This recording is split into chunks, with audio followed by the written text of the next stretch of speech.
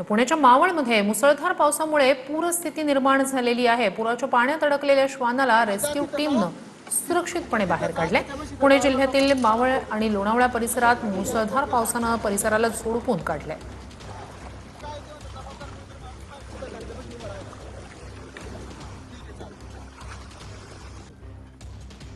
पावसामुळे पुण्याच्या मावळमधील जनजीवन विस्कळीत झालंय। पावसामुळे पवना नदीनं रौद्र रूप धारण केलेले भातशेती पूर्णपणे पाण्याखाली गेली आहे। अनेकांच्या घरात पाणी शिरलंय तर काही गावांचा संपर्क तुटलाय।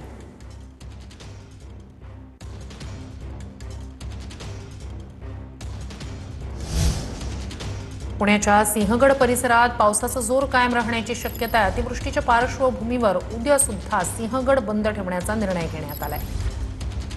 अतिवृष्टीच्या पार्श्वभूमीवर सिंहगड किल्ला बंद ठेवण्याचा निर्णय घेण्यात आलेला आहे।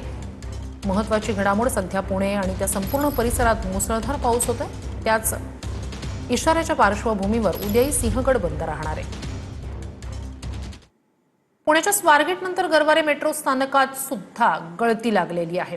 मुसळधार पावसात पुण्यातील मेट्रो स्थानकांची चांगलीच पोलखोल होते। स्वारगेटमधली दृश्य आपण पाहिलेली होती। आता हे गरवारे मेट्रो स्थानक आहे, इथे सुद्धा गळती लागलेली आहे आणि जिथे गळती होते तिथे बादल्या खाली ठेवण्याची वेळ आली आहे।